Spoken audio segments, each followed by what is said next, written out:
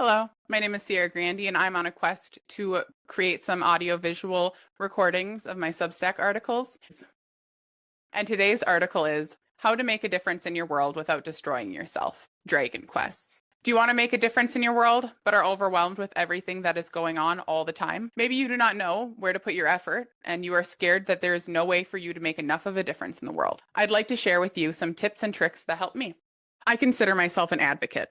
I'm a part of several different organizations and committees. I volunteer regularly in neurodiversity, mental health, and disability fields. To keep myself excited about my advocacy work without dealing with advocacy burnout, I use a fun mindset shift to imagine that I am fighting against dragons. Silly, I know, but it is helpful. A dragon in this context is a social justice issue that feels too hard to fight on your own, something that is always looming and that you are fearful of, a system in place that hurts you or the ones you love. The various dragons can be labeled as racism, ableism, sexism, homophobia, classism, environmental concerns, democracy concerns, war and genocide, and many more. There are so many issues in our world, and sometimes that can be quite overwhelming. Imagine staring up at the sky and seeing a bunch of dragons. Maybe you want to fight them all, but if you go out and fight a dragon alone, you will be burned. Maybe you want to run and hide, but that does not stop the dragon from hurting others, or you. Neither of those choices would necessarily help you out in the long run.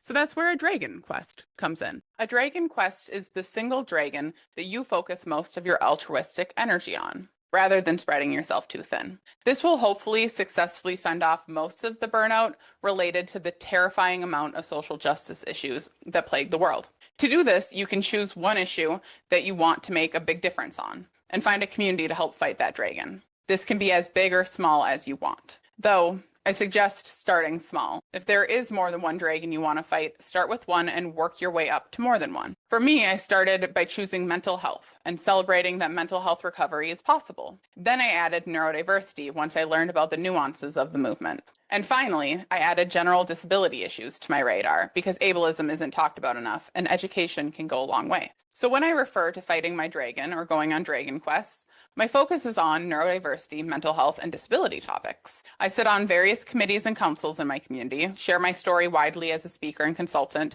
and create educational and inspirational content. Now that you know which dragon you are aiming for, here are some Dragon Quest tips. Dragon Quest tips. 1. Do not try to fight a dragon alone. If you are in the United States, I suggest finding a local organization to volunteer with. If possible, aim for city, county, or state-based organizations first. For example, if you were in Minnesota and your dragon was related to mental health issues, you might look at your county's local advisory council on mental health. The National Alliance on Mental Illness is also an organization I've enjoyed volunteering with. The point is to build a community of people who care about the same things you do, while actively trying to better everyone's lives. Help others out, but be a leader in your fight.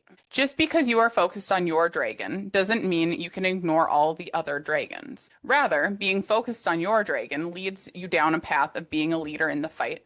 And with that, you can help others help you and your community make meaningful changes.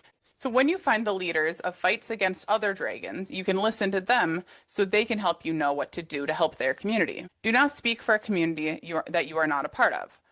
But do be a helpful ally and support others, especially if a dragon seems like it might attack soon or is attacking. This is especially important when people are getting hurt. Start where you are at. What organizations and communities are you already a part of? That's where you will start. Dragon fighting is a practiced skill. You'll get better at it as you spend time doing it. Work to bring the voices of the oppressed into the fight.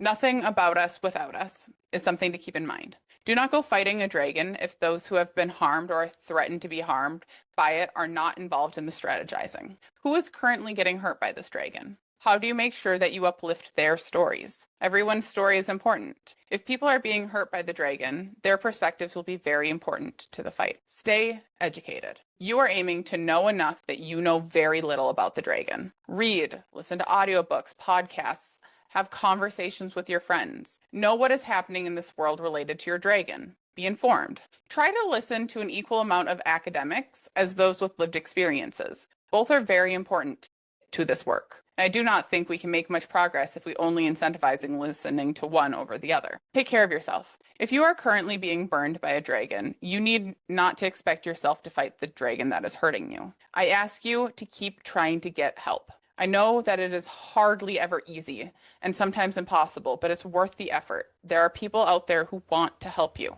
Right now, it may feel like there are so many different dragons circling around ready to hurt people, and you're probably right. While it is important to keep informed, you also need to focus on your mental and physical well-being. This is a time to practice balance. It is hard to fight if you are burnt out, so practice stress management skills and reach out to your communities to find each other. So, what dragon are you focusing on? Whatever quest you are on, I'm proud of you for going on it.